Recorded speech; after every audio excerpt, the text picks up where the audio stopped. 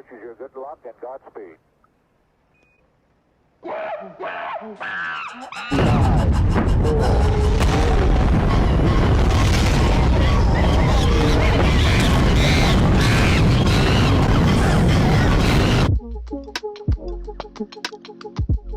Space Monkeys, blasting off with over 70 interviews that have gone off without a hitch. Well, except that one with Dom that we had to reshoot because I didn't press record on the audio. But when I finally get to speak to the smart, charming, sharp, objectively handsome Shawn Tabrizi, we have a technical nightmare. Camera batteries failing. Is it a power thing, or? Microphone plugged into the wrong jack. Hair completely askew. There are apparently limits to how many interviews I can record in a single day. Which makes it all the more impressive to understand how Shawn juggles all he does at Parity. I begin by asking him if there's a definition for what he does. There is a title for my role. I am one of the engineering team leads for a few different teams, actually. The Frame team, which is the team that builds this really nice language for building like runtimes. Basically, most of the applications built on Substrate are built using Frame. I also lead this team. It's a little bit less concrete. It's called Onboard the World. And it's more of this initiative of trying to get products which have really defined end-to-end user stories for individuals out there. The last team is the documentation team. And it's actually where I kind of started. When I first joined Parity, I really didn't know that much about blockchain on an engineering level. I was never actually a Rust developer before joining Parity.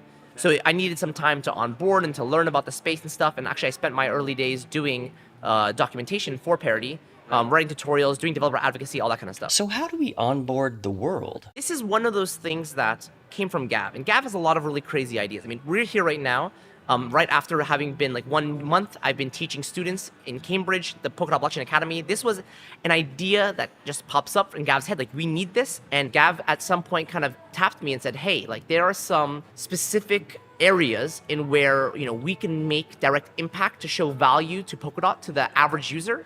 Polkadot already has a lot of value for hardcore developers, people who want to build blockchains. But what about the end consumer, the person who wants to own DOT and is not going to write code, but is going to understand they're part of some bigger mission, right? Yeah. And so Onboard the World is exactly about that. It's about okay, let's identify what kinds of groups there are out there.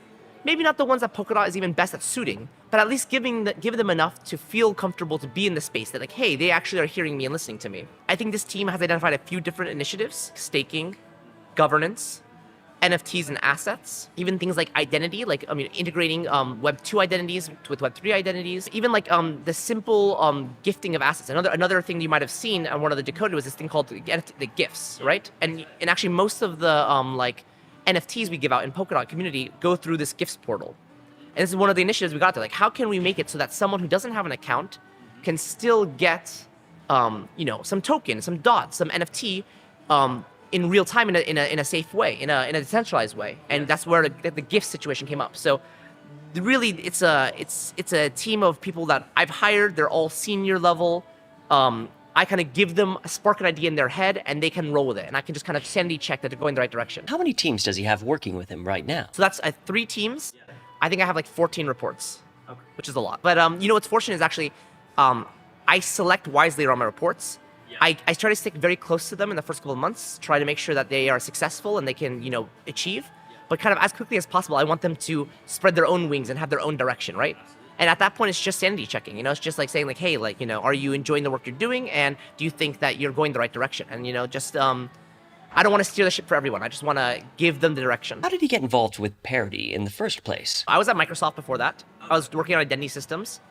And actually, I ran into Ethereum as a solution to some of the identity problems that we're trying to solve in the Web 2 world, right? So at Microsoft, they are worried about all these accounts getting compromised. They are worried about emails and other personal information getting out there. Yeah. And this idea of self-sovereign identity has been something that's been around for a long time. And so at Microsoft, when looking at what are the solutions today, this thing called Ethereum popped up. It's hey, this is actually a way you might be able to implement some of these self-sovereign identity systems, right? Very interesting for me. But that, I think with most people that I've talked to in this space, there's something which it bites you about crypto, and then you fall in deep. You just go I don't know, just every day you just learn more and you're more amazed and you're kind of unsure if it's real, but then it is real, and then you can't It's one of the things where you're just waiting for that one paper you read that says like, haha, just kidding, all this is bullshit. But everything is just kind of builds off of these primitives, which we know work for a long time. I kind of, at some point, decided, okay, I need to leave Microsoft. I need to be part of a Web3 startup. But at the time, there was a lot of ICO. It was like 2017. There was a lot of ICOs, like that was the ICO boom, right, happening there. A lot of kind of application level stuff. But I was personally interested in the lower level, the actual core blockchain technology itself. How will we make this thing that scales and is unstoppable and is like, powerful? And so when looking around, I was also reading Mastering Ethereum, which was co-authored by Gavin Wood. I kind of said, hey, who was this Gav guy doing? Oh, he has this company called Parity. I knew the word Parity because I knew about Parity Ethereum. It was the fastest Ethereum client at the time. But I never thought about Parity being a company. I thought it might just be a name of something. But then he has this company. I knew this product. I started investigating and be like, wow, this team is really awesome. It's a small engineering team, all hardcore Rust developers, all building like core blockchain tech. I need to be there. So I basically applied. I applied actually as a technical support. And I said I applied for it, and I think I was way overqualified, but I'm glad they let me in, and just kind of grew from there. What did Polkadot look at that time, I wondered? I wanted to join the Ethereum team. It was only right when I joined where Gav was kind of like, hey, actually, there's this substrate thing that we're doing. It might be more exciting for you, especially if you want to learn about the more like low-level blockchain stuff. This is where more innovation is going to be happening, right? And so I almost had a choice at the time. Do I stick with the Parity Ethereum team, and they were doing some kind of maintenance and some other stuff, for Ethereum, or do I join the Substrate team? And I think, luckily, I went to Substrate, and I had been working on Substrate since basically day one. Now, there was always the idea of Polkadot. If you don't remember the history, that the Polkadot repo came first, and then they renamed it to Substrate, and then they made a Polkadot repo separate. That's part of the history. So Polkadot's always been there, but I myself never even really touched Polkadot until maybe a year into my job. It was just Substrate at the time. It was just building this general blockchain framework. We didn't actually start thinking about Polkadot as a specific kind of blockchain until we got past the Substrate being kind of usable. So he's been there from the beginning, but how far along does he think we are to mission accomplished? Yeah, mission accomplished is definitely not the word. Actually, in fact, I almost feel like mission is starting now. Like the primitives are just forming to make that happen. I mean, if we were to have a Parachain Summit 2 years ago, it would probably be like just 3 people, right? We have like 30 people here, like all representing 5 to 10 people, engineering teams, all building hardcore layer 1 applications on our platform, right? So this is just the beginning, right?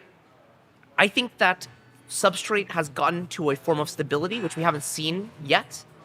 And this stability leads towards allowing more users to feel comfortable going into the ecosystem. I know in the past we've had some issues where people have tried to use Substrate and said things are kind of still moving too quickly. So I'm not sure if I can actually dedicate my engineering team to build on this, because my plan is to launch in 1 year. 2 years ago, if someone asked me that, I'd probably say Substrate isn't for you. But today, if someone says, I want to launch in 1 year, Substrate actually is that. It is there. So I think we're just starting to hit the surface of it. And I think now with the kind of feedback we get in this room, we will be able to direct ourselves much more concretely on what we want Substrate to do. I want to help identify what are the places that users interact with most in Substrate.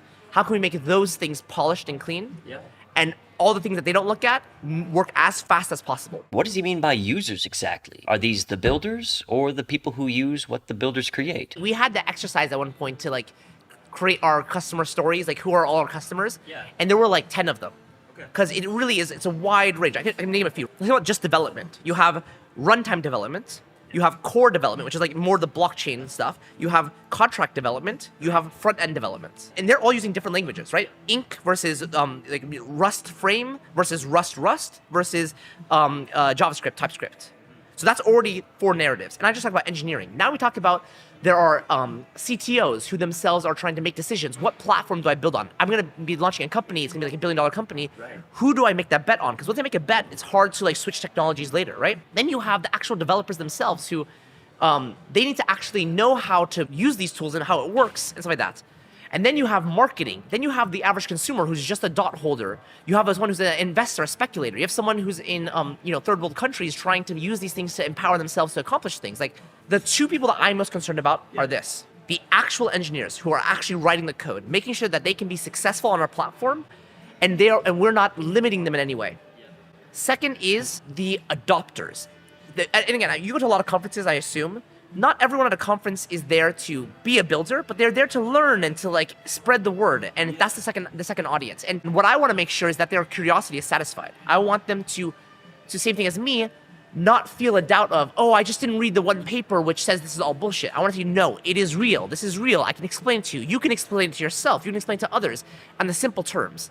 How exactly it works, that's very hard. But why and the kind of general idea, that's what I'm interested in. So it's at 2 levels. What does he see as Parity's role in the development of Polkadot going forward? It is true that today, and for the last 4 years, that Polkadot has been entirely driven by Parity. Some company needs to build these things. Some company needs to put the investment and the time to do that. It cannot be that over time things only get more centralized or more powerful. It's that idea of seeding from the beginning, even though we are the kind of the sole gatekeepers today, that our intention is to let it free and to find the right time. One of the things that we were all concerned about at Parity is that as soon as we open the floodgates, like, hey, everyone, give us your ideas, then the direction of Polkadot can go every way, right? Like, because, for example, if we were just to ask people out there in blockchain space today, what do you want us to build? They would say, we want the fastest DeFi platform. But that's not what Web3 is at all. I'm consistently worried that the narrative around the blockchain space is, again, Bitcoin, not blockchain. DeFi, not Web3. Like we're going too close to, like, these are the things that we know work versus investigating this bigger mission. And so I think the centralization you're seeing with Polkadot is to ensure that we don't get trapped down one of these like niche gates. We are not like a NFT optimized blockchain. We are not a DeFi optimized blockchain. In fact, we probably won't do DeFi on Polkadot Relay Chain better than other chains, right? But what we are is a platform for any kind of Web3 solution to build best on top of, right? And so we are, for example, really, really concerned about ensuring that these common good parachains, things like identity solutions, things like proof of personhood, things like privacy layers, that those kinds of companies don't need to compete with DeFi to work. And that's what the entire leasing model of Polkadot comes down to. It's like, hey, you don't have to do a pay per transaction method. You can actually come onto the Polkadot ecosystem as a parachain and pay $0. We can onboard you through governance. And you can get, $20 billion of security against your chain that's providing, good common good needs to humans, right?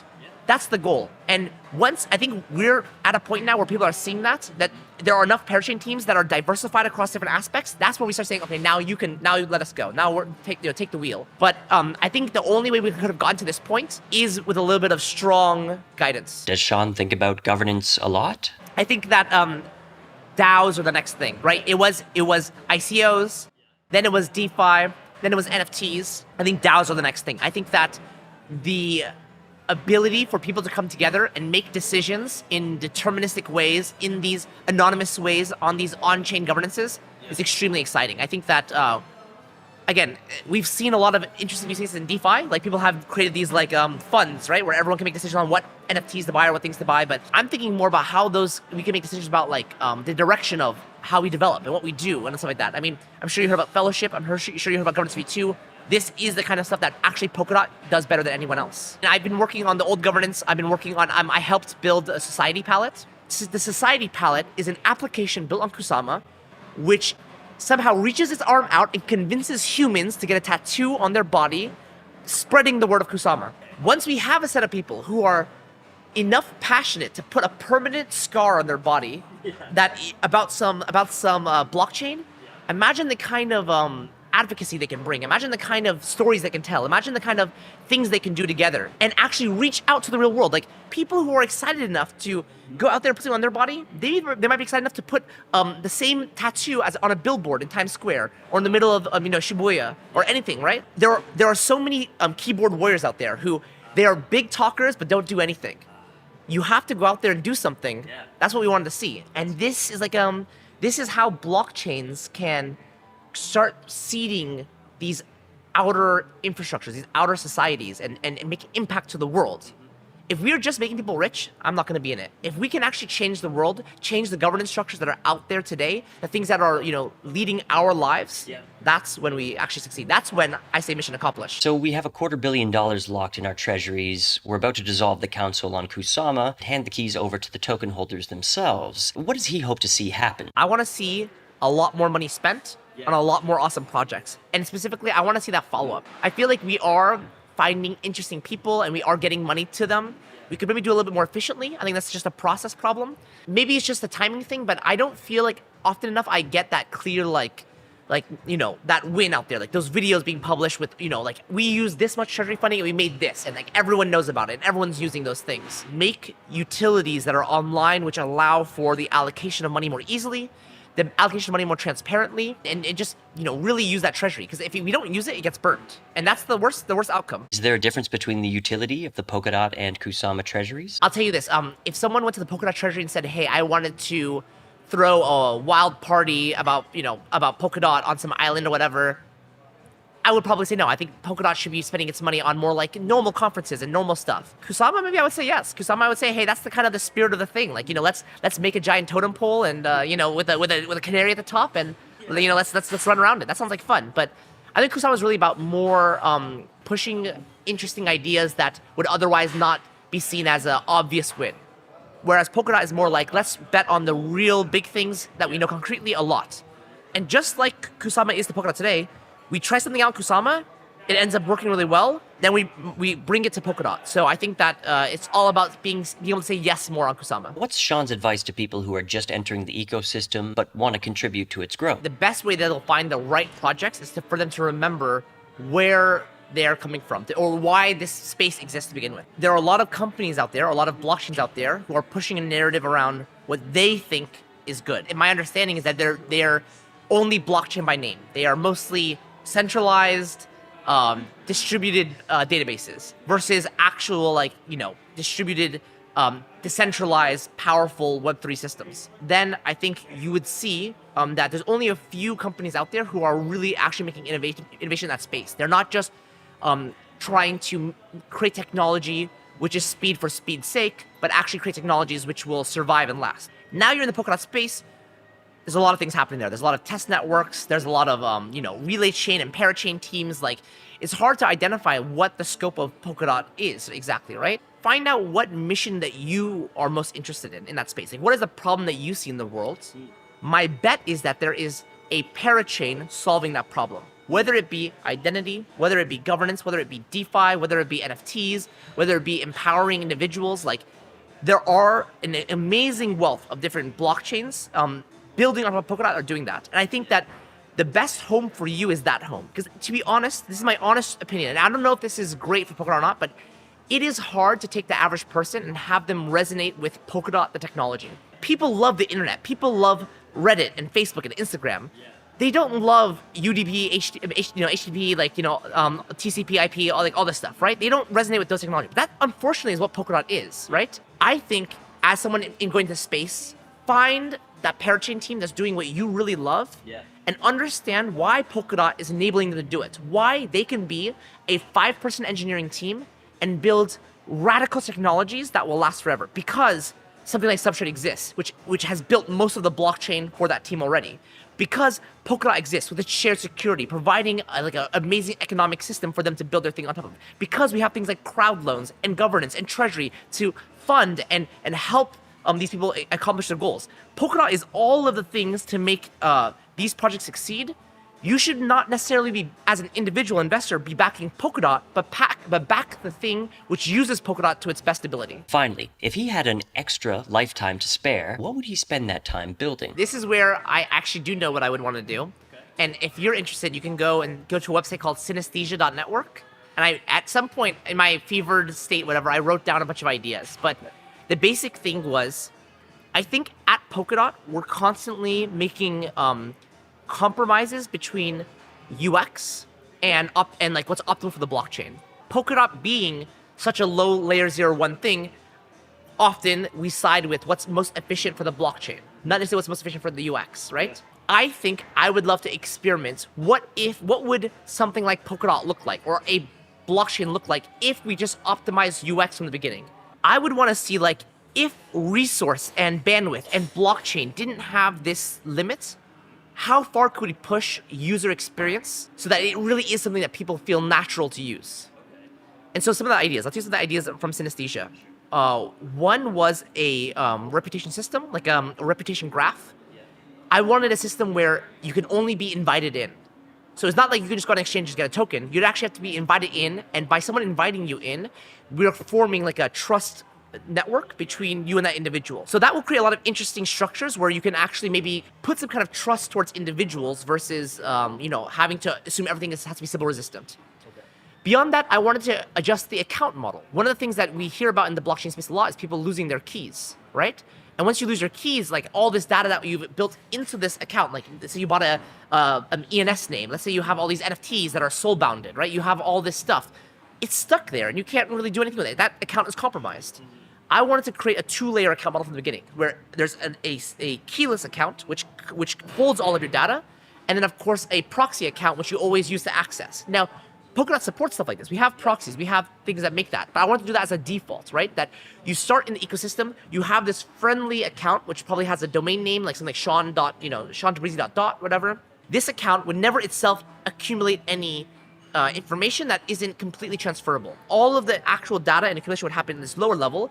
And if I ever lost my account, there could be social recovery systems to allow you to recover this bottom-lace account with a new top-level account that you actually have the keys for and that are secure. You can even imagine building some kind of key rotation system where every month or every year, we're constantly moving people over, doing best practices of password reset, whatever. Yeah, beyond that, I would love to create social hierarchies. What if literally because you hold more token in this ecosystem, you have more rights to systems? Like, for example, we right now are concerned building a governance system that is Sybil resistant because we think that every dot holder should vote. That I think is a fair assessment. But what if we just shift that and say, only if you have over 1,000 of this token, synesthesia token, can you actually vote in democracy? Given a total supply of, let's say, 1 million tokens, that means there's no more than 1,000 voters that are physically possible to vote in the system. So I don't have to worry about a Sybil attack. I can actually design systems which are more complex because I have a economic limit to how attacked a system can be. So you can almost imagine you can create these ranks where basically even at a certain rank you can get free transactions. If you need 1 million tokens to be able to get 10 free transactions per day, and we know there's a total supply of tokens, you could basically give away free transactions to the top tier or top echelon users of your system. Right. So all of these things I think are systems which haven't been explored as much. When I say you can't vote unless you have this much tokens, I don't think that's necessarily a good thing, but it's an interesting thing to experiment with.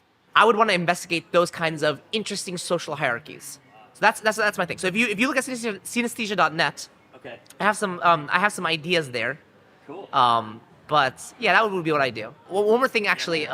So Frame right now, the team that I lead, is quite complex to allow for flexibility. But it's more complex than it needs to be for the most minimal case. I think that we could do better to make the 70% of people have an easier time.